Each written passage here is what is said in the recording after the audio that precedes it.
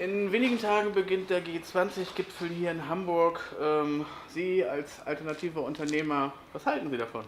Ja, wir sind genau das Gegenteil. Also zumindest wünschen wir uns, dass wir so wahrgenommen werden als das genaue Gegenteil von dem G20. Der G20 ist das Böse und wir sind das Gute. Also wir sind die Edlen und arbeiten mit edlen Indianern zusammen. Nein, es ist tatsächlich so, wir sind ein utopisches Unternehmen. Wir haben uns extra dafür gegründet, um ein Beispiel für die Kaffeebranche zu sein. Das ist nicht explizit jetzt ein linkes Unternehmen, sondern das ist explizit ein idealistisches Unternehmen für die Kaffeebranche. Und unser Ziel war halt, einiges anders zu machen, ähnlich wie wir das halt früher mit anderen Kaffeekollektiven in Hamburg auch schon gesehen haben, mit Café Libertad oder El Rojito oder Aroma Zapatista. Das sind alles tolle Kollegen, die was gut machen und die halt auch einen sehr guten Kaffeehandel machen. Die beziehen sich eher auf eine politische Szene. Wir beziehen uns in erster Linie auf die Kaffeebranche tatsächlich und wollen halt unsere Ideale halt in der Kaffeebranche verbreiten. Und das sind in erster Linie halt Ehrlichkeit und Transparenz, direkte Handelsbeziehungen, die auf Bedürfnissen basieren und ja, einfach einen guten Job machen als Kollektiv hier in Hamburg. Seit wann gibt es Quixote Café und was sind die ersten Erfahrungen? Und schreibt ihr schwarze Zahlen und wie hat sich es letztendlich entwickelt? Uns gibt es jetzt seit 2010, da haben wir uns gegründet. Wir sind jetzt mittlerweile 7 Personen bei uns im Kollektiv. Wir schreiben gute schwarze Zahlen. Wir zahlen uns den hamburgischen Durchschnittslohn aus. Das sind 4.087 Euro brutto, also das ist anständig, davon kann man durchaus leben und da haben wir unseren Lohn auch hin limitiert.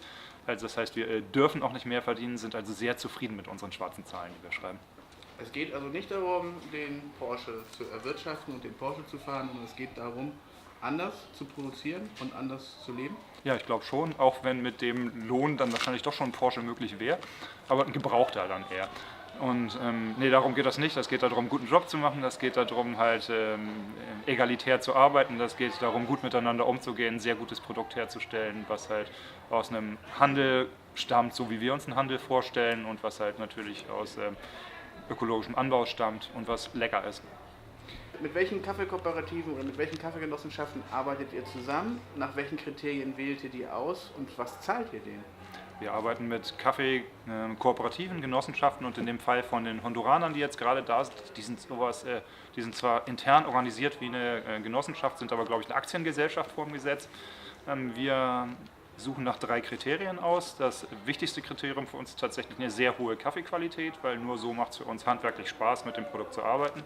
Das zweite Kriterium ist halt eine wirklich demokratische Organisationsform der Kleinbauernorganisationen, mit denen wir zusammenarbeiten. Das dritte Kriterium ist biologischer Anbau. Und wir reisen in alle diese Länder mindestens 2-mal pro Jahr, meistens mittlerweile 3-mal pro Jahr, sodass es halt eine echte Beziehung zwischen uns und den Produzenten gibt. Und wir zahlen einen garantierten Mindestpreis für unseren Kaffee und verlangen dafür eine hohe Qualität, also auch eine garantierte, objektiv feststellbare Qualität. Der exakte Preis, den wir momentan garantieren, sind 2,90 Dollar pro Pfund Rohkaffee. Das ist ein bisschen mehr als das Doppelte des Fairtrade-Mindestpreises. Was habt ihr für Erfahrungen in der Zusammenarbeit gemacht in diesen mittlerweile fast ungefähr 7 Jahren? Und seid ihr stetig und kontinuierlich gewachsen und was steht für die Zukunft an? Wir haben gute Erfahrungen gemacht mit all diesen Kooperativen aus den 5 Ländern, mit denen wir jetzt zusammenarbeiten. Das sind Kooperativen in Honduras, in Ecuador, in Peru, in Guatemala und in Indien. Wir haben uns konzentriert auf diese 5 Ursprungsländer, weil das die Strukturen sind, mit denen wir am liebsten zusammenarbeiten. Wir haben nicht überall auf der Welt nur gute Erfahrungen gemacht und haben halt auch uns deswegen auf die Besten konzentriert. Wir wissen ziemlich genau, was wir wollen und das bekommen wir mittlerweile auch mit unseren Partnern ganz gut hin. Wir selber sind kontinuierlich gewachsen und sehr kontrolliert gewachsen. Es war vom ersten Jahr an so, dass die Produktivität von uns der Nachfrage weit hinterherhinkte. Die Nachfrage war halt vom ersten Jahr an ungefähr 5- bis 6-mal so hoch wie unsere selbst gesetzte Produktionskapazität. Und insofern war es eine ganz gute Idee, dass wir uns selber einmal limitiert haben, denn so konnten wir uns konzentriert entwickeln und kontrolliert entwickeln. Also wir haben halt immer gesagt, wir wollen so und so viel Kaffee verkaufen, wir wollen halt so und so eine Qualität herstellen, das haben wir ganz gut geschafft und ja, sind sehr zufrieden und wollen nicht weiter wachsen. Also wir sind jetzt auf dem Niveau, wo es gut funktioniert, wir haben uns konsolidiert auch in unserer Struktur und in unserem Funktionieren. Das ist eine sehr gute Situation momentan und wir haben keine Lust weiter zu wachsen. Das war es bisher, ein Wachstum von so in den letzten Jahren von 20% ungefähr, aber jetzt nervt das. Also jetzt ist der Punkt, wo wir halt genau die Menge Kaffee importieren, die halt unser Funktionieren sehr gut macht. Also das ist eine ideale Situation. In dieser Menge können wir sehr gut davon leben, wir können die Qualitäten weiterentwickeln, wir können die Beziehungen vertiefen und wir haben mehr und mehr Spaß an der Arbeit. Die Perspektive für die nächsten Jahre? Wir sind Quixote Café aus Hamburg, wir sind Kollektiv. Ich bin Pingo, wie ein Pinguin, das ist mein Spitzname, den habe ich schon immer.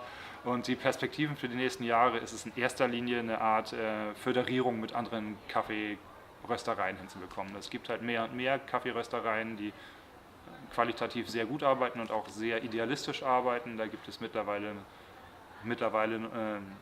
ist eine informelle Zusammenarbeit zwischen uns und einigen anderen Kaffeeröstereien und das ist das, was wir ausbauen wollen und in festere Strukturen bringen wollen, dass da ein bisschen mehr Verbindlichkeit entsteht und noch mehr Austausch entsteht. Super, vielen Dank.